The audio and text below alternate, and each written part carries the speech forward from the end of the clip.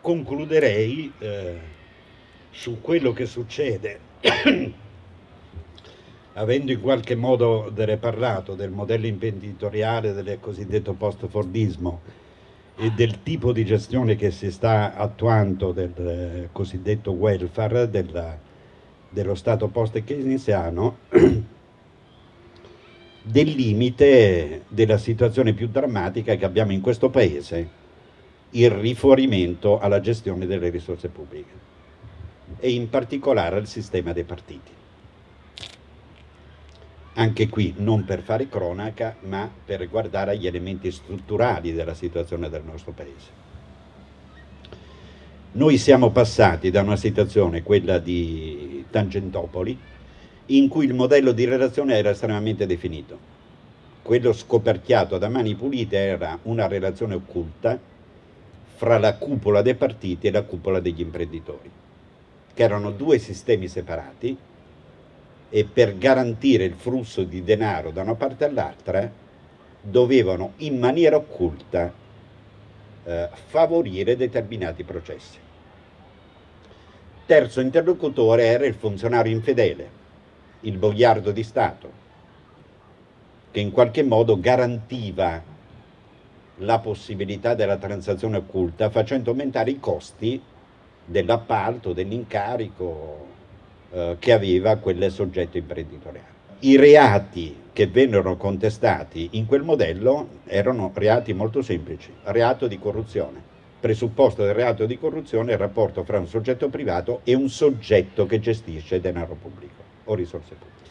I reati collegati erano il falso in bilancio, l'imprenditore che doveva costruire nel proprio bilancio la mazzetta, e l'abuso d'ufficio per il corrotto, funzionario infedele o il politico che doveva in qualche modo forzare la delibera o l'atto necessario per far aumentare i costi. Il modello è totalmente cambiato. Quel tipo di corruzione non c'è più, c'è un sistema di relazione completamente diverso nel quale il reato di corruzione, se mai ci fosse, non è più nemmeno contestabile.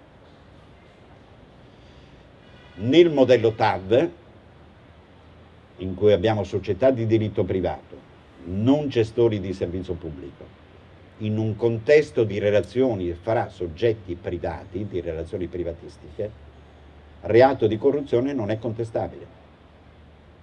E se voi pensate alle decine di migliaia di società di diritto privato costruite dal 92 ad oggi, dallo Stato, dalle regioni, dai comuni e da tutti i soggetti che costituiscono queste società, capite perfettamente quello che significa. Noi siamo passati da 1 migliaio di società di diritto privato che avevamo all'inizio degli anni 90 a circa 14, purtroppo dati precisi della funzione pubblica ancora non ci sono, 14-15 mila società di diritto privato, SPA o SRL, controllate dallo Stato, dalle regioni, dai comuni e quindi da questi partiti.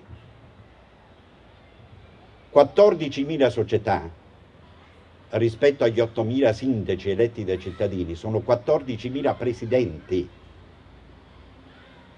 nominati da questo sistema partitocratico, sono 14.000 consigli di amministrazione, sono 14.000 società di diritto privato che seguono le regole del diritto privato e non della contabilità pubblica, che spendono i nostri denari, le nostre risorse in un regime privatistico. Ripeto, 14-15.000, all'interno delle quali i rapporti fra il politico, il sindaco che in scadenza alla seconda legislatura costituisce l'SPA e si fa nominare presidente, o il privato socio di minoranza all'interno di questa società, o il boiardo di Stato, il funzionario infedele o del direttore o nominato nel consiglio di amministrazione, il sistema di relazione non ha più bisogno delle transazioni occulte che c'erano nel periodo di Tangentopoli. E il problema qual è? Il problema è che i partiti politici oggi governano un sistema economico enorme. Qualsiasi imprenditore, direttamente o indirettamente all'interno di queste società, se vuole lavorare un incrocio con i partiti politici o con queste società, ce l'ha inevitabilmente. Non esiste paese al mondo dove i partiti hanno un potere così straordinario. Ripeto, 14-15 mila società di diritto privato, in un contesto nel quale noi facciamo regole per gli imprenditori, regole per le istituzioni, regole per tutto. Non c'è una norma che definisca che cos'è il partito politico in questo paese. Come sapete, l'articolo 49 della Costituzione, ancorché molto generico, dice esattamente, questo è l'unico riferimento che troviamo nella Costituzione: tutti i cittadini hanno diritto di associarsi liberamente in partiti per concorrere con metodo democratico a determinare la politica nazionale.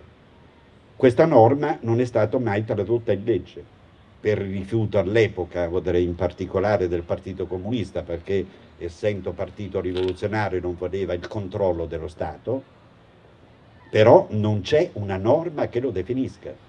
Tutto può essere partito e avere finanziamento pubblico. Finanziamento pubblico l'hanno definito rimborso elettorale, che oggi è esattamente 12 volte il finanziamento pubblico che c'era all'epoca, che abbiamo abolito con un referendum. Con un referendum abbiamo abolito il finanziamento pubblico, oggi abbiamo il rimborso elettorale che quest'anno è esattamente 12 volte il contributo pubblico che c'era all'epoca. Finanziamento pubblico, rimborso elettorale a strutture che molto spesso sono delle associazioni a delinquere o comunque tecnicamente definibili truffe ai danni degli elettori e dei cittadini, strutturalmente orientate all'illegalità e al compromesso, perché in questo contesto nel quale nella pubblica amministrazione c'è questo controllo diffuso dell'economia, nelle strutture imprenditoriali vengono avanti questi processi di ragnatele, di esternalizzazione dell'attività e di fuga dalle regole, i partiti politici indefiniti sul piano giuridico sono quanto di più orientato al compromesso in questo contesto. E quindi l'elemento di novità rispetto al passato, che se la mafia è rimasta la stessa, oggi può navigare in un oceano, non più in un mare, la novità, o direi più significativa, è l'illegalità di questo sistema partitocratico che ha ampliato enormemente il suo sistema di potere e di presenza nella società. E se non aboliamo i partiti politici noi non usciamo da questa situazione. Se non aboliamo ovviamente questi partiti politici, ridefinendo o definendo per la prima volta una norma chiara sulle caratteristiche del partito politico. Perché quello che dobbiamo sottolineare in maniera fondamentale è che i partiti di fatto sono morti, cito in questo caso Barbacetto, fortissimi in termini di potere, di occupazione di posti, di visibilità mediatica, inesistenti nella società e nella vita reale. C'è più politica ormai in un concerto di Caparezza che non nelle riunioni di qualsiasi partito politico che abbiamo oggi. Ed è esattamente questo. Io personalmente ho militato in 3 partiti fino al 2001. Dal 2001 frequento solo questi luoghi della politica. La politica è qui. La politica la trovo nel movimento Notav in Val di Susa, la trovo nell'assemblea di Dalmolin, la politica la trovo nelle assemblee sul tema dei rifiuti che si sta allargando ai beni pubblici nella Campania. sono gli unici veri luoghi della politica, totalmente fuori dai partiti politici, perché in realtà chi ha rimproverato, non condividendo tutto, ma gran parte comunque,